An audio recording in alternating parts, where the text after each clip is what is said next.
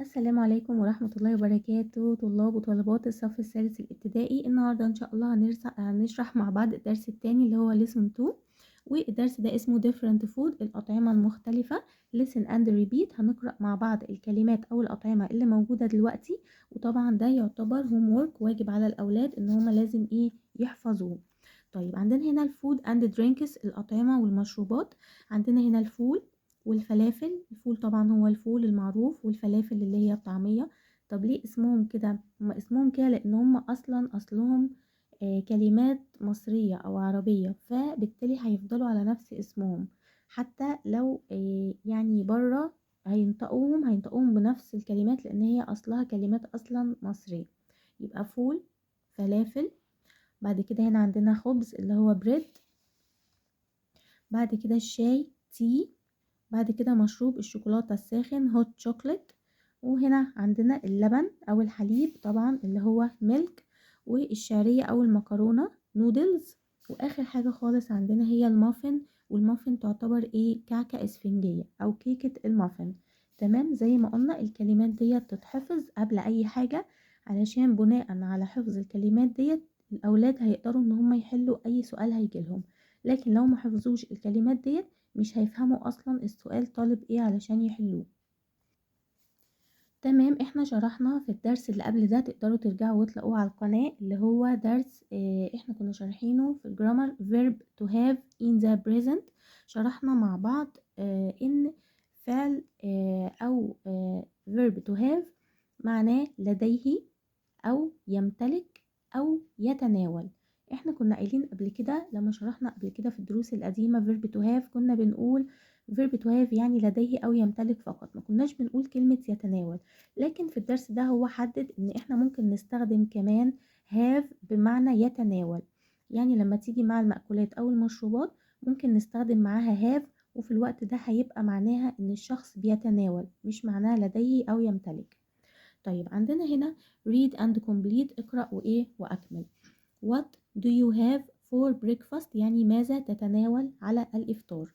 for breakfast ده طبعا سؤال، الإجابة عنه هتبقى for breakfast I have فول and فلافل. على الإفطار أنا لدي أو أنا أتناول، أنا أتناول الفول والفلافل. طيب الولد ده بيسأل بيقول أو بيتكلم بيشرح بيقول my family have. طب ليه قلنا have ما قلناش has؟ لأن my family دول جمع خلاص، فالجمع قلنا بياخد have. يبقى my family have يتناولوا milk and muffins، الحليب والمافن for breakfast على الإفطار. تمام، البنت دي بقى بتقول for breakfast يعني على الإفطار I have، بتاخد have زي ما انتوا شايفين كده. I have هي بتتناول النودلز and and a cup of tea. بتتناول النودلز وكوب من الشاي. اما الولد ده فبيقول I have زي ما انتوا شايفين كده bread، الخبز and and hot chocolate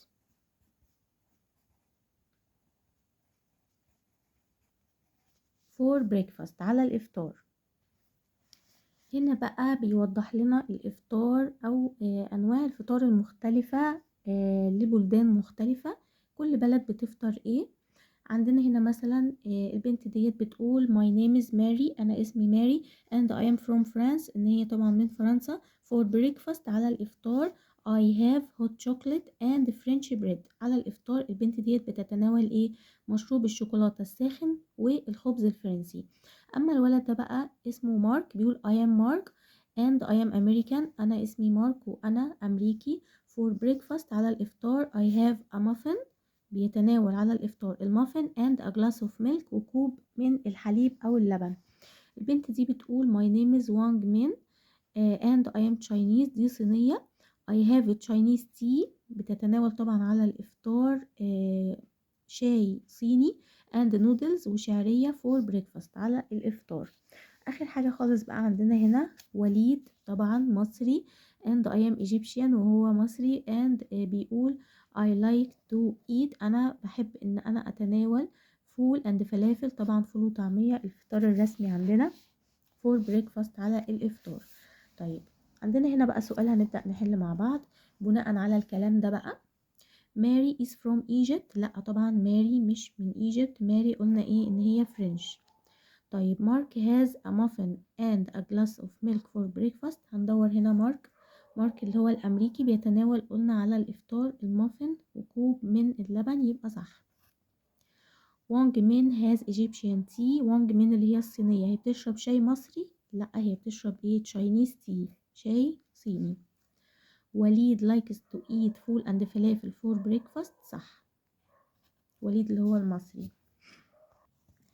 عندنا بقى هنا general activities، أنشطة أو تدريبات عامة هنحل مع بعض. listen and write the missing sounds. احنا دلوقتي هنا هنستمع للكلمة وبعد كده هنكتب الايه الحرف الناقص.